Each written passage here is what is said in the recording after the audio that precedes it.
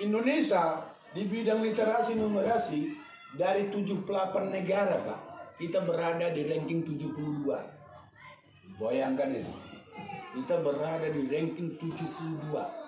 Itu tahun 5 tahun yang lalu. Sekarang kalau diteliti, bagaimana? Mungkin lebih parah. Apa masih ada selera sekarang anak suka gemar baca buku? Tapi kalau baca WA luar biasa, akan berjam-jam tak. Tuh. Apa tadi, Bu? Komponen pembelajaran abad 21.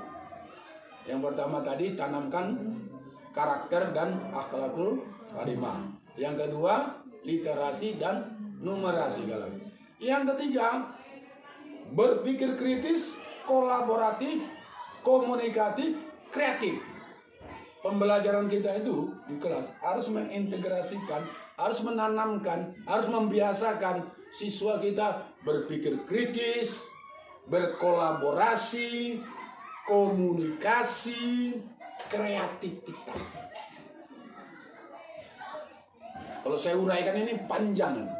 Cuma pertanyaan saya, kalau metode ceramah, apakah ini dijumpai? Kalau kita ngajar di kelas dengan metode ceramah, apakah ada ini terlihat? Berpikir kritis, kolaborasi, komunikasi, kreativitas. Ada?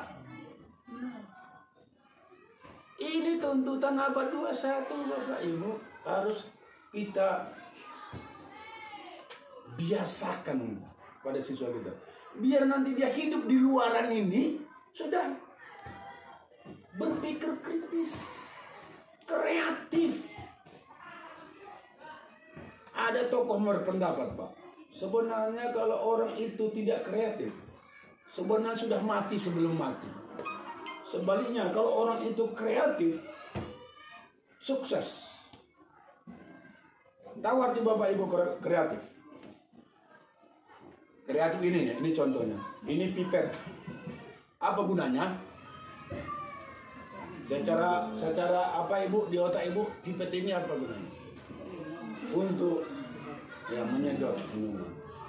Orang yang kreatif selain untuk menyedot minuman, ini buat bisa apa? Kerajinan tangan. Buat kerajinan tangan. Apa lagi? Pintu menunjuk. Apa lagi? Hah? Memukul. Itu garuk bisa. Menggaruk bisa. Hah? Mengkacau air. Itulah yang dimaksud dengan kreatif. Jadi murid juga bagaimana kita biasakan biar dia kreatif. Kan hari ini itu yang terjadi pada anak kita. Gak percaya. Ibu punya anak yang terakhir umur berapa, Bu? 17 tahun. Suruh nanti, Bu, beli gula. Tentukan ya di kedai Wa Ali. Di sebelahnya Wa Udin. Sama-sama jual gula. Kalau habis nanti di kedai Wa Ali, apa yang terjadi? Pulang anak walaupun udah umur 17. Padahal kan kadenya kan beli gula. Pulang, Mak, habis. Sebelahnya dijual gula juga. Itulah kesalahan kita karena pembelajaran kita tidak terbiasa membuat anak kreatif. Yakinlah, Bu, kalau kreatif sukses. Komunikasi, fakta. Orang yang komunikasinya bagus, sukses. Itulah dia pengacara-pengacara itu. Otman Paris Hutapea. Ya kan? Ruhut Sitompul, Luhut Pangaribuan. Kalau dipikir-pikir, kurasa ilmunya sama, tapi karena di kita di Islam UAS. Tengok materi yang disampaikan UAS, semua kita gampang memahaminya kan. Dulu ada namanya Zainuddin MZ. Nah, sekarang ada lagi Dasri Latif ya. Nah, Dasratif. Anak kecil, anak dewasa, orang tua paham apa yang disampaikan. Kan? Nah, ini modal anak biar sukses. Karena udah saya survei, tidak ada orang yang nggak sukses kalau dia menguasai komunikasi. Bahkan banyak terjadi perselisihan gara-gara kurang terampil berkomunikasi. Iya kan? Banyak. Oleh sebab itu, Bapak Ibu, bagaimana biar merangkum? Harus berpikir kritis, harus menanamkan akhlakul karimah, harus literasi numerasi, harus kreatif, kolaboratif. Bagaimana dalam pembelajaran kita biar bisa ini terangkum? Bisakah kalau ini terangkum dengan metode ceramah dari awal sampai akhirun? Bisa? Tidak bisa. Jadi bagaimana caranya? Makanya dianjurkan pembelajaran kita di kelas pakai model. Yang dianjurkan pemerintah itu ada 3 model. Model pembelajaran problem based learning. Yang kedua, model pembelajaran project based learning.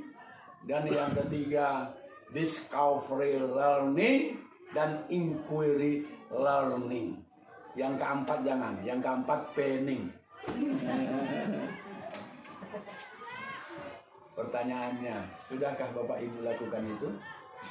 Kalau belum, marilah belajar kita. Apa itu problem based learning? Pembelajaran berbasis masalah. Apapun materinya, rancang. Apa ini masalahnya? Ini selain kita menyampaikan ini juga menjadi bekal kepada anak di luaran sana, sehingga nanti anak terbiasa memecahkan masalah. Bukankah hidup penuh dengan masalah? Tapi banyak anak yang belum terampil menyelesaikan suatu masalah. Maka kalau kita sudah pembelajaran terbiasa dengan model pembelajaran masalah, maka masalah-masalah yang ada di luaran sana dia akan geleng menyelesaikan karena sudah terbiasa. Coba kalau ceramah aja, apa yang terbiasa dari anak kita di luar sana? Nggak ada kan? Begitu juga project based learning, pembelajaran berbasis proyek. Apa tandanya pembelajaran kita berbasis proyek itu, Pak? Tandanya pembelajaran atau indikator pembelajaran itu berbasis proyek. Dari akhir pembelajaran itu dihasilkan sesuatu produk. Itulah hasil proyeknya tadi. Ya mungkin prakarya misalnya membuat asbak rokok dari tanah liat, maka asbak rokok dari tanah liat tadi adalah hasil dari proyek tadi, proyek berbasis. Kenapa ini kita biasakan? Biar membiasakan anak nanti menjadi orang-orang yang mencipta robot, mencipta mobil dengan menggunakan tenaga tidak bensin.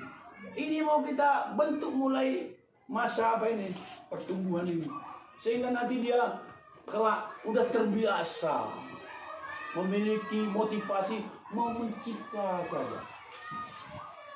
Ini dia, Pak. Begitu juga discover learning, inquiry learning, menemukan, kepo, menciptakan siswa-siswa yang kepo, tapi yang hal-hal positif ya, ingin tahu aja. Ingin tahu. Kenapa harus berpikir kritis? Membuat anak tidak percaya dengan hoax, nggak langsung percaya. Dulu mak-mak percaya kolor hijau, semua percaya. Masa se-Indonesia ada kolor hijau? Dari Papua sampai Sabang. Nah itulah gara-gara tidak ditanamkan pembelajaran berpikir kritis. Saya pikir itulah Bapak Ibu ya yang saya sampaikan. Mudah-mudahan kalau menurut Bapak Ibu apa yang saya sampaikan ini baik untuk perbaikan pembelajaran. Silakanlah ditindaklanjuti. Ya, ditindaklanjuti. Demikian yang dapat saya sampaikan, mudah-mudahan ada manfaatnya. Mohon maaf bila dalam penyampaian ada yang kurang berkenan, dan saya akhiri wabillahi taufiq wal hidayah. Assalamualaikum warahmatullahi wabarakatuh. Waalaikumsalam warahmatullahi. Kalau ada mau bertanya silakan, matikan Pak sudah.